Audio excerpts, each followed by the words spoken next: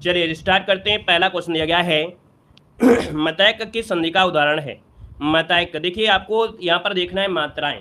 मात्राएं में देखिए अ की मात्रा है, और जब अ की मात्रा होती है तो आपका हमेशा होता है वृद्धि संधि। क्या होता है? वृद्धि संधि। तो ऑप्शन नंबर आपका क्या हो जाएगा? सी नंबर यहाँ पर राइट हो जाएगा। और अगला दिया गया है गोद लिया हुआ पुत्र। जो गोद लिया हुआ पुत्र होता है उसे कहते क्या है? तो दोस्तों इसे कहा जाता है क्या? चलिए बिल्कुल सही है। यहाँ पर जवाब आ गया है दत्तक। क्या बोलते हैं? दत्तक। जो गोद लिया हुआ पुत्र होता है उसे दत्तक कहते हैं। और यहाँ पर देखो दिया गया है किसी काम को चित्त लगाकर करने वाला, तो उसको बोलते हैं दच्चित कहते हैं। ठीक है। और पति पत्नी का जो जोड़ा होता है उसे बोलते हैं दंपति। क्या बोलते हैं? दंपति कहते हैं। अगला है मंदिर और मंदिरा युग्म का अर्थ इनमें से क्या है? बताइए मंदिर क्या होता है और मंदिरा क्या होता है? मंदिर क्या होता है? तो आप कहेंगे सर मंदिर की बात करते हैं तो मंदिर अर्थात जो पूजा घर होता है जिसे देवालय कहते हैं, और मंदिरा मतलब होता है क्या? तो गुफा हो जाएगा क्या? तो यहाँ पर आप कहेंगे सर मंदिरा होता है अश्वशाला। यहाँ पर आंसर आपका बन जाएगा डी नंबर। याद रखिए देवालय और अश्वशाला। बहुत लोग यहाँ पर लड़कों या लड़कियों का नाम मंदिरा रख देते हैं, जबकि मंदिरा का मतलब होता है अश्वशाला, जहाँ पर घोड़े रहते हैं उसे कहते हैं। तो नाम भी सोच समझ कर रखा जाना चाहिए। ठीक है। चलिए अगला क्वेश्चन आपसे कह रहा है, यहाँ पर आपसे कह रहा है क्वेश्चन नंबर अगला है, कह रहा है श्रुति सम भिन्नार्थक शब्द के जोड़े को पहचानना है। श्रुति सम, श्रुति मतलब होता है सुनना और सम मतलब बराबर। अर्थात जो चीज़ आप सुन रहे हैं वो आपको लगेगा कि नहीं बिल्कुल एक जैसा है, लेकिन उनका अर्थ अलग निकलेगा। जैसे दिया गया है अपेक्षा और उपेक्षा। अपेक्षा मतलब किसी से हम क्या कर रहे हैं? अपेक्षा कर रहे हैं। अर्थात एक प्रकार से हम लोग ये कह सकते हैं कि सर अपेक्षा और उपेक्षा तो आपका आंसर हो ही गया है। अपेक्षा किसी से हम लोग अभिलाषा रखते हैं एक प्रकार से, और उपेक्षा, उपेक्षा किसी का अवहेलना हो गया। तो आप कहेंगे सर यहाँ पर जो आंसर आपका है वो ए हो जाएगा। नेक्स्ट क्वेश्चन है वसुधा शब्द का अर्थ बताइएगा। वसुधा शब्द का अर्थ इनमें से है क्या? जय माता दी भैया, जय माता दी, सभी को जय माता दी। यहाँ पर देखो दिया गया है 5 नंबर में, और 5 का ऑप्शन आपका वसुधा जो कहा जाता है धरती का पर्यायवाची है। यहाँ पर अगला क्वेश्चन दिया गया है निम्नलिखित में से कौन सा उत्कंठित का पर्यायवाची नहीं है? उत्कंठित, उत्कंठित मतलब बोलते हैं क्या? जो एक प्रकार से बोलते हैं उत्सुक होता है ना, बड़ा मन खुशी होता है, उत्सुक होता है, उसे हम लोग अभिलाषा कहेंगे, है ना। यहाँ पर देखा जाए जो ऑप्शन दिया गया है कौन? इच्छुक दिया है, ललायत दिया है, इच्छुक है। लेकिन अभिलाषा, अभिलाषा होती इच्छा, अभिलाषा होता है इच्छा होती है। तो याद रखिए अभिलाषा इनमें से अलग है। बाकी इच्छुक है, यहाँ पर ललायित है और उत्सुक है, ये आपके उत्कंठित के पर्यायवाची हैं, क्योंकि यहाँ पर नहीं पूछा गया था। अगला दिया गया है नीचे दिए गए निर्देश आपको बताना है, और आपसे कह रहा है कि चिरंतन का विलोम इनमें से है क्या? चिरंतन मतलब होता क्या है? चिरंतन मतलब होता क्या है यहाँ पर बताना है। चिरंतन का हो जाएगा नश्वर, है ना, मतलब जो खत्म ना हो। अर्थात इसका जो आंसर है यहाँ पर राइट हो जाएगा, बी नंबर राइट हो जाएगा। यहाँ पर नैसर्गिक का पर्यायवाची क्या होता है? नैसर्गिक का होता है कृत्रिम, है ना, नैसर्गिक का होता है कृत्रिम। तो यहाँ पर आंसर आपका हो गया। अगला क्वेश्चन दिया गया बैठक शब्द में प्रत्यय क्या है? बैठक में प्रत्यय पूछा गया है, बैठक में कौन सा प्रत्यय लगा है 8 नंबर में? तो आप कहेंगे बैठक अक, जो कि यहाँ पर आंसर जो दिया गया है वो आपका राइट आंसर क्या हो जाएगा? यहाँ पर देखिए आपका जो आंसर है यहाँ पर इनमें से क्या बनेगा? चलिए यहाँ पर जवाब दीजिएगा क्वेश्चन नंबर आपके 8 में। ठीक है, कमेंट बॉक्स में कमेंट करना है। क्वेश्चन नंबर 8 में से कमेंट बॉक्स में कमेंट कर दीजिएगा सभी लोग। ठीक है, यहाँ पर जैसे आपका घटक है, ठंडक है, शतक है, सप्तक में सब में एक एक प्रत्यय होगा। ठीक है। अगला दिया है आमी का तत्सम क्या होता है? चलिए आमी का तत्सम जो होता है इनमें से होता क्या है? अमी दिया गया, अमी। और अमी का होता है दोस्तों अमृत। अमृत जो शब्द है वो आपका शुद्ध हो जाएगा। याद रखिए यहाँ पर जो आंसर आपका दिया गया है वो आपका आंसर बी बनेगा। नेक्स्ट क्वेश्चन दिया गया है चारपाई शब्द जो आपका है कैसा है? चलिए बताइएगा चारपाई शब्द जो आपका है कैसा है? चारपाई, तो कहेंगे सर चारपाई जो आपका शब्द है ये आपका हो जाएगा योग रूढ़ शब्द हो जाएगा। क्या हो जाएगा? 4 पाई होते हैं उसी को तो कहते हैं चारपाई, है ना। यहाँ पर आंसर आपका सी बनेगा। नेक्स्ट क्वेश्चन आपसे कह रहा है हरिमोहन अपनी बहन को पुस्तक देता है। तो जब भी यहाँ पर देने की बात होती है ना, तो वहाँ पर हमेशा संप्रदान होता है, और संप्रदान दिया है तो ऑप्शन आपका बी नंबर राइट हो जाएगा। अगला है कर्मवाच्य में प्रधान होता है। कर्मवाच्य में प्रधान होता है, तो कर्म में प्रधान क्या होगा? कर्म होगा, तो सिंपल सी बात है ऑप्शन डी हो जाएगा। जब कर्म प्रधान है तो कर्म आपका आंसर हो जाएगा। अगला क्वेश्चन दिया गया है कि सदा एक वचन में प्रयुक्त होने वाला शब्द इनमें से क्या है? सदा एक वचन में प्रयुक्त होने वाला शब्द जो आपका है इनमें से कौन है? पौधा, पुस्तक, लड़का। लेकिन सहायता शब्द जो दिया गया है ऑप्शन नंबर आपका सी। तो आपका आएगा यहाँ पर जो आंसर है यहाँ पर क्या हो जाएगा? यहाँ पर आपका सी नंबर राइट हो जाएगा। दोस्तों याद रखिएगा। क्लियर हो गया है? चलिए फिर से बताने की कोई आवश्यकता नहीं। जब भी कभी कोई देने की बात करता है, ठीक है ना, याद रखिए क्वेश्चन नंबर 11 हो या कभी भी कहीं भी मिले, जब देने की बात करता है, चाहे पुस्तक देता हो, चाहे कंबल देता हो, चाहे कुछ भी देता हो, हमेशा संप्रदान होता है, बस याद रखिएगा।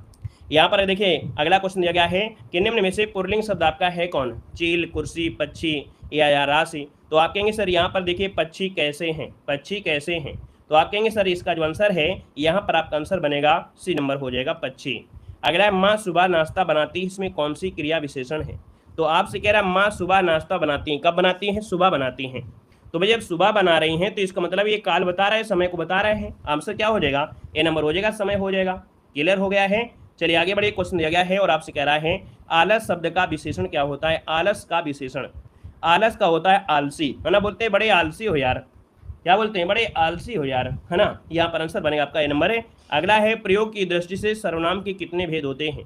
सर्वनाम के कितने भेद होते हैं? यहाँ पर जवाब देना है, क्वेश्चन नंबर 17 बताना है।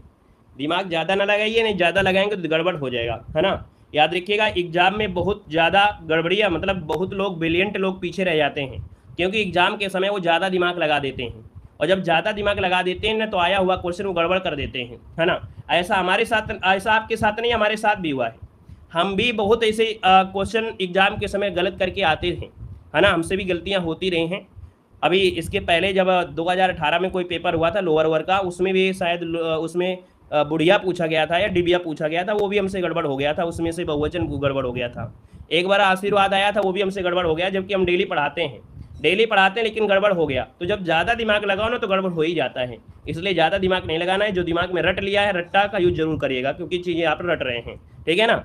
यहाँ पर देखें प्रयोग की दृष्टि से सर्वनाम के कितने भेद होते हैं? तो याद रखिए यहाँ पर आंसर आपका बनेगा डी नंबर 6 होते हैं। ये तो आपको पता ही होगा, पुरुषवाचक, संबंधवाचक, निश्चयवाचक, प्रश्नवाचक, अनिश्चयवाचक, निजवाचक, ये आपके होते हैं। अगला क्वेश्चन आपसे कह रहा है कि निम्न में से संज्ञा शब्द आपका है क्या? यहाँ पर देखो संज्ञा शब्द, हमने कहा संज्ञा गंगा, है ना। कहेंगे गंगा ही है, क्योंकि ये व्यक्तिवाचक संज्ञा आपकी है, गंगा आपका बन जाएगा। यहाँ पर अगला गया है कि वर्तनी के दृष्टि से दिए गए विकल्पों में से अशुद्ध आपको छांटना है 19 नंबर में। यहाँ पर देखिए आपसे कह रहा है उपयुक्त दिया है, पूजनीय दिया है, महीना दिया है, लेकिन ये जो व्यंग दिया गया है ये गड़बड़ है। याद रखिए व्यंग जो दिया है गड़बड़ है। अब ये जो व्यंग गड़बड़ है, कैसे गड़बड़ है? क्योंकि यहाँ पर व्यंग में जो होता है वो ऐसे लिखते हैं, व्यंग्य ऐसे लिखा जाता है, ठीक है ना। तो आप कहेंगे सर यहाँ पर जो आपका है ये गड़बड़ी है आपके बी नंबर पे। अगला है छा वर्ण किसके योग से बनता है? जो छा वर्ण है किसके योग से बनता है? तो जो छा होता है का धन सा से बनता है, जो कि ऑप्शन नंबर आपका कौन सा हो जाएगा? ए हो जाएगा, का धन सा ए नंबर बन जाएगा। यहाँ पर अगला क्वेश्चन आपसे कह रहा है पूजनीय नहीं होता है देवी जी, कितनी बार आपको बताएं, कितनी बार पढ़ा है आपको? और ऐसे क्वेश्चन को पूजनीय आप गड़बड़ कर रहे हैं। याद रखिए पूजनीय नहीं होता है, हम लोग बोलते हैं पूजनीय, लेकिन होता नहीं है पूजनीय, होता है पूजनीय पिताजी, पूजनीय माताजी, ठीक है। पूजनीय नहीं बतलाया गया, मतलब यहाँ पर जो जा है ये पूरा होता है, ठीक है, या तो बातें नहीं होती है, नोट कर लेना है। अगला है गागर में सागर, और याद रखिए गागर में सागर किस कवि के लिए कहा गया है? तो यहाँ पर कहेंगे सर गागर में सागर ये आपके हैं बिहारी, ऑप्शन आपका सी हो जाएगा। क्लियर है? यहाँ पर अगला क्वेश्चन आपसे गलत दिया गया है, और अगला क्वेश्चन आपसे कह रहा है गद्यांश, और गद्यांश आप जो स्किप करते हैं इसके क्वेश्चन आपको गूगल पे कर दिए जाएंगे, सीधा सीधा आपके आंसर मिल जाएंगे। यहाँ पर देखिएगा क्वेश्चन नंबर आपका आ गया है 25 में से। कह रहा है किस मुहावरे का अर्थ होता है खुशामद करना? खुशामद मतलब होता है नखरे उठाना। क्या? खुशामद करना मतलब नखरे उठाना। वहीं पर नाक में दम करना मतलब तंग करना, नाक चढ़ाना मतलब घृणा व्यक्त करना, नाकों चने चबाना मतलब बहुत तंग होना, ठीक है ना। तो यहाँ पर आपका हो गया ए नंबर। नेक्स्ट क्वेश्चन दिया गया है कि निंदक निखरे राख ये आंगन कुटी छवाए, बिन पानी साबुन बिना निर्मल करत सुहाए। यहाँ पर अलंकार आपसे पूछा गया 26 नंबर में। तो दोस्तों यहाँ पर कह रहा है बिना पानी के ही निर्मल हो रहा है, तो इसका मतलब ये हो गया विभावना। क्या हो गया? ये विभावना हो गया है, ठीक है ना। बिना पानी के ही क्या हो गया? निर्मल, अर्थात ये विभावना हो गया है। जैसे आपको पढ़ाया गया बिना पानी के, बिना पैर के वो चल सकता है, बिना कान के सुन सकता है, ये ईश्वर की महिमा है, तो आपका विभावना होता है। और अगर कारण हो और फिर भी काम ना हो, कारण हो, कारण मतलब जैसे क्या होता है पानी बीच मीन प्यासी मैं सुन सुन आवे हाँसी, तो पानी होते हुए कार्य नहीं हो रहा है, पानी होते हुए मछली पी नहीं रही है और प्यासी है, तो ये विश्वोक्ति हो जाता है, ठीक है ना। और विरोध वाला आपको अलग से ऑप्शन दिखेगा, कहीं ना कहीं क्वेश्चन मिलेगा तो मिलेगा। यहाँ पर दिया है हिमाद्रि तुरंग संघ से प्रबुद्ध शुद्ध भारती स्वयं प्रभा समुज्जला स्वतंत्रता पुकारती। यहाँ पर रस पूछा गया है, तो दोस्तों ये वीर रस से परिपूर्ण है, ऑप्शन नंबर आपका बी हो जाएगा। ठीक है ना, मतलब यहाँ पर जब आपको जागृत नामक स्थायी भाव होता है तो आपका आंसर आपका बी राइट हो जाएगा। जो शंकर प्रसाद का एक नाटक है चंद्रगुप्त, वहां से ये पंक्ति को लिया गया है। अगला है यह जूते अच्छे हैं, वाक्य कहाँ शुद्ध है? अशुद्ध कहाँ मिला है? कोई मिला है? तो कहेंगे यह जूते अच्छे हैं। आप कहेंगे सर यहाँ पर थोड़ा सा गड़बड़ी है। क्या गड़बड़ी है? यहाँ पर देखा जाए तो आप कहेंगे सर यह जो शब्द दिया है गलत दिया है। यहाँ देखिए अच्छे हैं दिया है अर्थात बहुवचन, और जब बहुवचन ये दिया है तो बहुवचन इसको भी कर दीजिए, ये कर दीजिए, तो ये जूते अच्छे हैं आपका आंसर हो जाएगा, है ना। बहुवचन के साथ बहुवचन ही होना चाहिए। अगला है सुपुरुष में कौन सा समास है? सुपुरुष में समास आपसे पूछा गया है, तो सुपुरुष मतलब हो गया कि भैया यहाँ पर सुंदर पुरुष, है ना, सुंदर पुरुष। तो पहला पद क्या है? विशेषण, और दूसरा पद है विशेष। तो आप कहेंगे सर इसमें तो हो गया है कर्मधारय समास, क्योंकि सु शब्द होता है सुंदर अर्थात गुण हो गया विशेषण, पुरुष हो गया विशेष, तो विशेषण और विशेष हो गया तो सी हो जाएगा कर्मधारय। इस क्वेश्चन का स्क्रीनशॉट लगा लीजिए क्योंकि बहुत लोगों से गलतियां यहाँ पर हुई हैं। अगला है जो कानून के विरुद्ध हो। जो कानून के विरुद्ध हो उसे कहते क्या हैं? तो भैया इसे कहा जाता है अवैध कहते हैं। बोलते हैं यह काम अवैध है, ये अवैध तरीके काम है। अगर पूछें कि भैया संवैधानिक क्या होता है, तो आप कहेंगे जो संविधान के अधीन हो। यहाँ पर अगर पूछे वैधानिक क्या होता है, तो वैधानिक होता है जो विधि के अधीन हो, उसे वैधानिक कहते हैं। ठीक है ना। अगला क्वेश्चन आपसे कह रहा है, यहाँ पर दिया गया है क्वेश्चन नंबर आपका अगला है सामान्य जानकारी। निम्नलिखित में से सिंधु घाटी सभ्यता का एक बंदरगाह शहर कौन सा था? सिंधु घाटी सभ्यता का एक बंदरगाह शहर इनमें से कौन था? 46 नंबर में। यहाँ पर 46 नंबर की बात करते हैं तो आप कहेंगे सर ये जो लोथल आपका है, लोथल, है ना, ये लोथल जो आपके गुजरात में है, अहमदाबाद जिले में है। तो भैया ये आपके भोगवा नदी के तट पर आपका है ना। इसका आंसर आपका सही बनेगा। नेक्स्ट क्वेश्चन दिया गया है, यहाँ पर आपसे कह रहा है कि भैया घटोत्कच नाम सुना होगा। घटोत्कच जिसने 280 से 320 ईस्वी में राज किया था, किस साम्राज्य का राजा था? ये महाभारत वाला घटोत्कच नहीं है। ठीक है, ये महाभारत वाले घटोत्कच नहीं है, याद रखिएगा। 47 नंबर का जो ऑप्शन आपका दिया गया है यहाँ पर आंसर देना है। 47 का जो सही ऑप्शन बनेगा यहाँ पर राइट क्या हो जाए, तो आप कहेंगे सर ये गुप्त साम्राज्य वाले हैं। कौन है? तो आ गया है थियोसॉफिकल सोसाइटी के संस्थापक आपके कौन है? चलिए यहाँ पर देखो दिया है थियोसॉफिकल सोसाइटी के संस्थापक पूछा गया है, और आपका जो आंसर है यहाँ पर 48 नंबर में वो ऑप्शन क्या बनेगा? तो 48 का ऑप्शन जो बनेगा वो आपका हो जाएगा ये आपके मैडम जो आपके हैं ब्लावास्की। यहाँ पर आंसर बनेगा आपका जो आंसर हो जाएगा 48 नंबर में वो आपका बी बनेगा। याद रखिएगा यहाँ पर आंसर आपका जो बनेगा वो आपको बी बताना है, सी नहीं बताना है। ठीक है, आपको बी बताना है। ये अमेरिकी निवासी थे, है ना, हेलेना पेट्रोना वाल्स्की, और अमेरिका निवासी थे कर्नल हेनरी स्टील, इन्होंने किया था। याद रखिए जब पूछे कि भैया भारत में मद्रास, जब बात करें कि भारत में जो मद्रास है, तो मद्रास अर्थात यहाँ पर इसका सोसाइटी का मुख्यालय स्थापित किया गया था, ये 1882 में, और ये आपकी बात हो रही है ऑप्शन नंबर आपका बी। ठीक है ना। यहाँ पर अगला बताइएगा, आपसे कह रहा है कि 1878 के वर्नाक्यूलर प्रेसेक्ट को वायसराय के कार्यकाल के दौरान निरस्त किया गया था। तो यहाँ पर देखिए ऑप्शन नंबर आपका सी हो जाएगा लॉर्ड रिपन के समय। वर्नाक्यूलर प्रेसेक्ट जो आपका निरस्त किया गया था वो आपका लॉर्ड रिपन के समय हो जाएगा। ठीक है, यहाँ पर अगला क्वेश्चन आपसे कह रहा है, और आपसे यहाँ पर कह रहा है क्या कि नंदा देवी चोटी भारत के किस राज्य में है? नंदा देवी जो चोटी है वो भारत के किस राज्य में है? यहाँ पर जो आंसर है वो राइट इनमें से क्या हो जाएगा?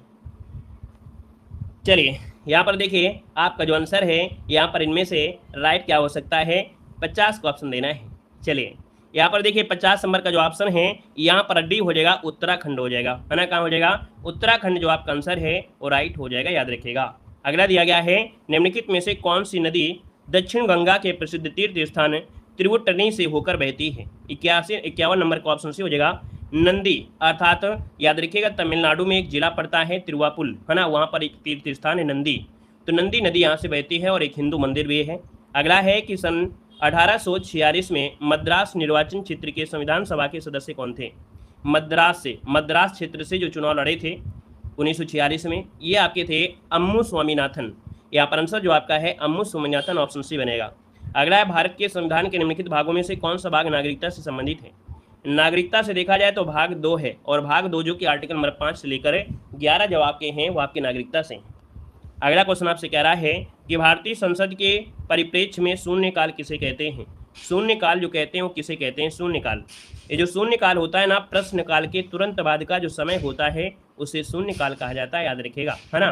12 बजे से प्रारंभ होता है और 1 बजे तक आपका चलता है। क्लियर है। यहाँ पर अगला क्वेश्चन आपसे कह रहा है कि भारत के संविधान का जो भाग 4 है स्पष्ट रूप से राज्य से निम्नलिखित में से किसके प्रति सुरक्षा देने की आशा नहीं करता है? तो भैया यहाँ पर देखा जाए किसके प्रति सुरक्षा देने की आशा नहीं करता है? आजीविका के साधन उपलब्ध कराएंगे, सही है। धन और उत्पादन के साधनों की कोई संकेंद्रण नहीं है। 6 से 14 वर्ष के बच्चों को निःशुल्क निवास शिक्षा दिलाएगा। ये आपके भाग 4 में नहीं है, ये भाग 3 में है। मौलिक जो आपका अधिकार है, मूल अधिकार में आपके हैं 6 से 14 तक, जो आर्टिकल नंबर आपका 21 है।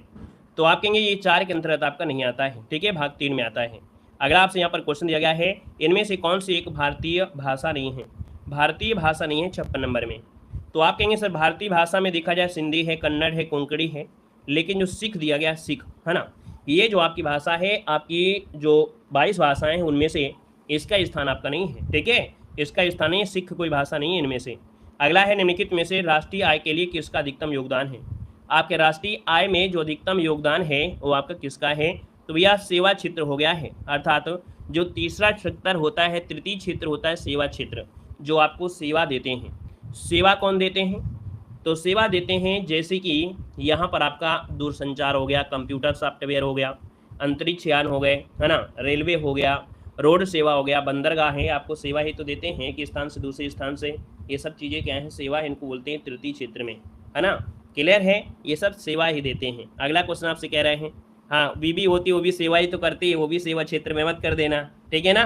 यहाँ पर देखिए क्वेश्चन नंबर 58 दिया गया है, कह रहा है निम्नलिखित में से कौन सी आर्थिक गतिविधि भारत की अधिकतम लोगों को रोजगार देते हैं? चलिए यहाँ पर 58 नंबर आपका हो जाएगा, तो ऑप्शन नंबर आपका सी हो जाएगा। दोस्तों याद रखिए जो कृषि है, तो आप कहेंगे कृषि क्षेत्र में सर्वाधिक लोग आपके लगे हुए हैं, ऑप्शन नंबर आपका सी बनेगा। नेक्स्ट क्वेश्चन दिया गया है, हाँ हाथ पैर दबाना, खाना बनाना, कपड़े धुलना, ये सब सेवा का क्षेत्र तो काम है कि नहीं? तो इसका मतलब ऐसा ना कर देना, ठीक है ना, ये आपका धर्म है और धर्म को निभाना आपका फर्ज है, ठीक है। यहाँ पर देखो अगला क्वेश्चन दिया गया 59 नंबर में, निम्नलिखित में से कौन सी कर प्रणाली भारत में आर्थिक विषमता को कम करने में सहायक होती है?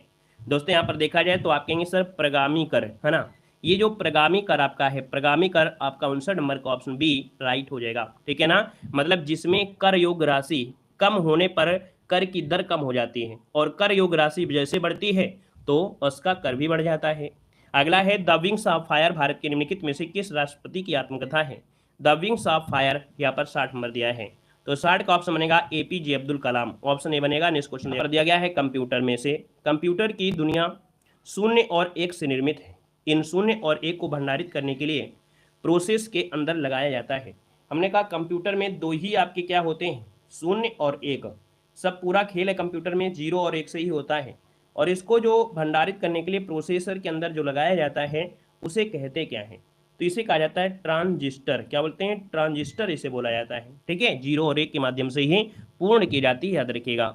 यहाँ पर अगला दिया गया है, आपसे कह रहा है पर्सनल कंप्यूटर के एक भाग नहीं है, इनमें से कौन सा कंप्यूटर का एक पर्सनल कंप्यूटर का भाग नहीं है? तो भैया पीसी में आप कहेंगे सर पीसी में देखा जाए तो आपका सीपीयू तो होना जरूरी है, रैम भी होगा, रोम भी होगा, लेकिन यूएसबी क्या होगा? जरूरी नहीं है यूएसबी होना, ठीक है। अगला आपसे यहाँ पर दिया गया है, आपसे कह रहा है कि कौन सा केस आधारित लर्निंग का एक उदाहरण है?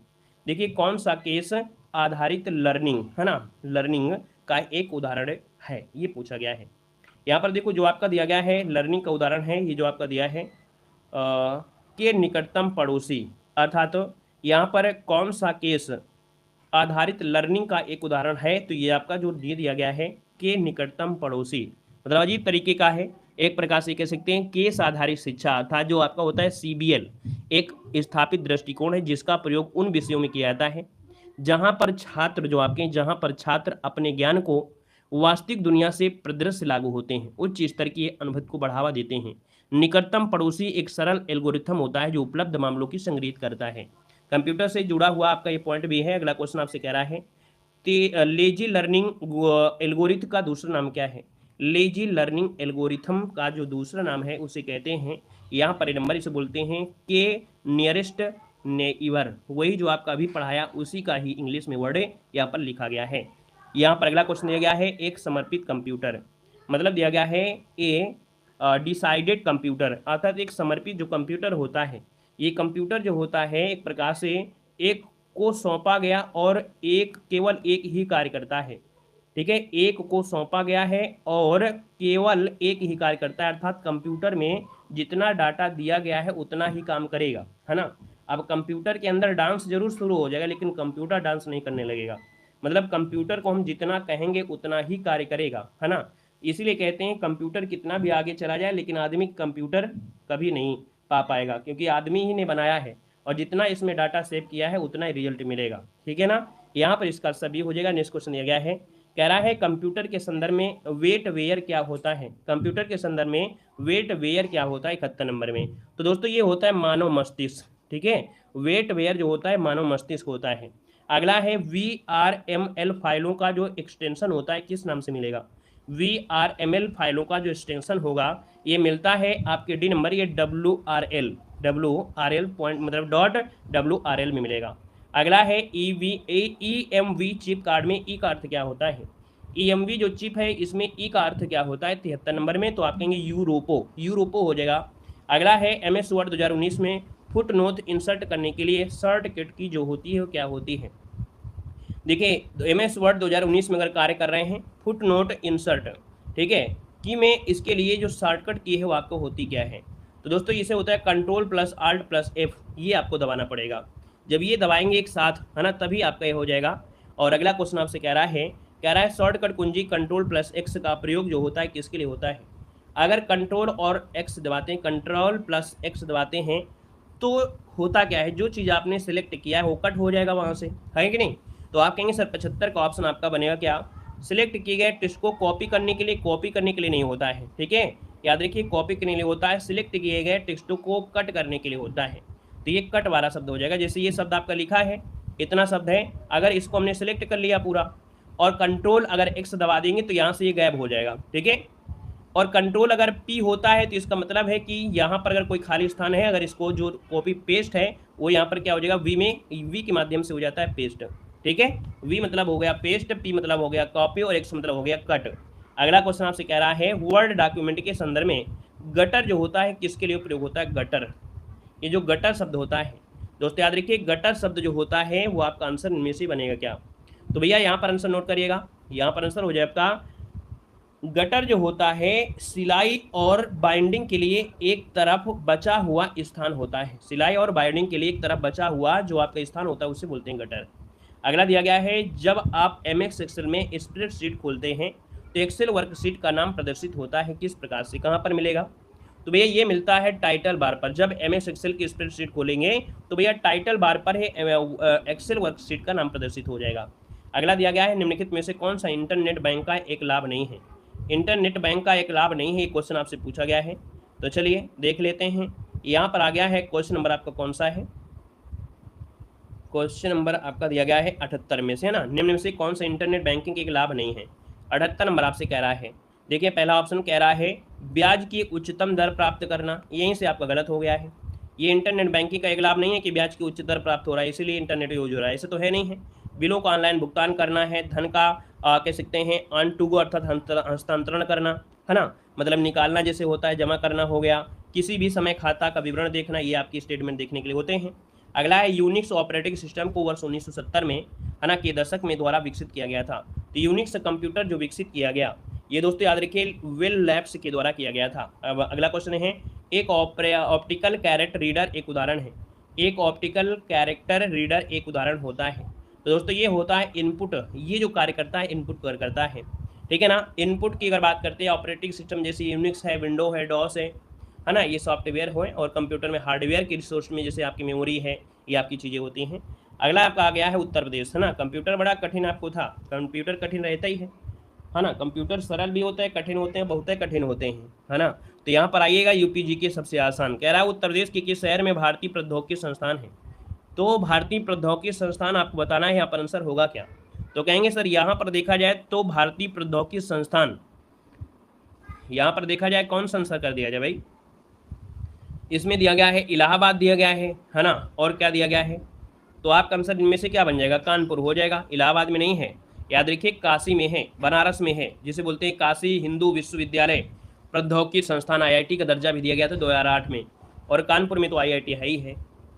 अगला क्वेश्चन दिया गया है 2011 की जनगणना के अनुसार सर्वाधिक औसत साक्षरता वाले जिले कौन से आपके हैं, और वही क्रम में आपको दर्शाना है।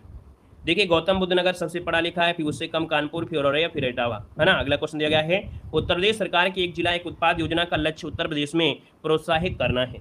तो एक जिला एक उत्पाद से जो स्वदेशी अर्थात अपने यहाँ से बनी हुई चीज़ें हैं, है ना, उनके विशेष उत्पादन के लिए आपका है, इसको ऑप्शन सी बनेगा। नेक्स्ट क्वेश्चन दिया गया है, उत्तर प्रदेश में किसान मित्र योजना का आरंभ हुआ था। किसान मित्र योजना का जो आरंभ हुआ था वो किससे हुआ था? तो आप कहेंगे सर ये 2001 को हुआ था, इसको ऑप्शन डी बनेगा। अगला है, उत्तर प्रदेश के प्रथम राज्यपाल कौन थे? उत्तर प्रदेश के प्रथम राज्यपाल पूछा गया है, तो दोस्तों ये सरोजिनी नायडू, जो ऑप्शन सी दिया है यहाँ पर राइट हो जाएगा। नेक्स्ट क्वेश्चन दिया गया, उत्तर प्रदेश में प्रथम विकलांग विश्वविद्यालय स्थापित किया गया था।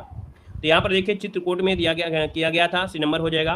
निम्नलिखित में से कौन सी युग्म आपका सही सुमेलित आपका दिया गया है? भोटिया जनजाति गढ़वाल क्षेत्र में, बुक्सा जनजाति बिजनौर में, और आप कहेंगे सर बिजनौर वाला जो ऑप्शन है आपका ये सही राइट हो जाएगा, क्योंकि थारू कुशीनगर नैनीताल में है और रांची आपकी उत्तराखंड में है। अगला है, गोदान जो लिखा गया है किसके द्वारा है? मुंशी प्रेमचंद हो जाएगा, बी नंबर है। अगला आपसे यहाँ पर दिया गया और आपसे कह रहा है, निम्नलिखित में से किसने लखनऊ के सांस्कृतिक क्रियाकलापों में योगदान नहीं दिया है? लखनऊ के क्रियाकलापों में आपके बिंदादीन ने, उस्ताद दुल्हे खां, इलियास खां, लेकिन मेहंदी ने नहीं दिया है। अगला, उत्तर प्रदेश में किस धर्म के अनुयायी सबसे कम आपके हैं? तो दोस्तों ये जो पारसी धर्म के अनुयायी हैं वो आपके सबसे कम हैं, ठीक है। सबसे ज़्यादा हिंदू, फिर मुस्लिम, फिर सिख, फिर ईसाई, फिर जैन, फिर बौद्ध, है ना, इस प्रकार से। अगला दिया है, शेर शाह सूरी का अंतिम अभियान इनमें से कौन सा था? किस राज्य के विरुद्ध था? तो आप कहेंगे सर यहाँ पर कलिंजर विरुद्ध, है ना, कलिंजर में ही मृत्यु हुई थी इसकी, है ना, मतलब यहीं पर युद्ध हुआ था जिसमें से गोला लग गया था। यहाँ पर अगला है, सूची फर्स्ट को सूची सेकेंड से सुमेलित करना है। बमरौली हवाई अड्डा चलते हैं और ये बमरौली मिलेगा आपके इलाहाबाद में, ठीक है। और अगला है, चकेरी मिलेगा आपको कानपुर में, ढिंडन आपका मिलेगा गाजियाबाद में, फुर्सतगंज मिलेगा आपके रायबरेली में, ठीक है। अगला दिया है कि भैया कोटा अगर हम लोग जाते हैं, कोटा जो कि रावत भाटा नाभिकीय संयंत्र है, ये राजस्थान में है। और अगर तारापुर बात करते हैं तो तारापुर आपके महाराष्ट्र में, कहाँ पर है? महाराष्ट्र में है। काकरा पार जो आपका है गुजरात में मिलेगा, ठीक है। और अगला है नरौरा आपके उत्तर प्रदेश में है। अगला है, सॉफ्टवेयर और बिजनेस प्रोसेसिंग आउटसोर्सिंग उद्योग का सबसे बड़ा केंद्र जो आपका है यहाँ पर किन शहरों में है? तो दोस्तों ये आपके नोएडा में है, इसका ऑप्शन डी हो जाएगा, नोएडा। अगला दिया गया है, उत्तर प्रदेश खादी ग्रामोद्योग बोर्ड की स्थापना किस वर्ष की गई थी? तो दोस्तों याद रखिए 1960 में इसकी स्थापना हुई थी। यहाँ पर जो आंसर होगा आपका बी हो जाएगा। उत्तर प्रदेश में कंप्यूटर एडेड डिजाइन का जो केंद्र आपका है ये आपके कहाँ पर है?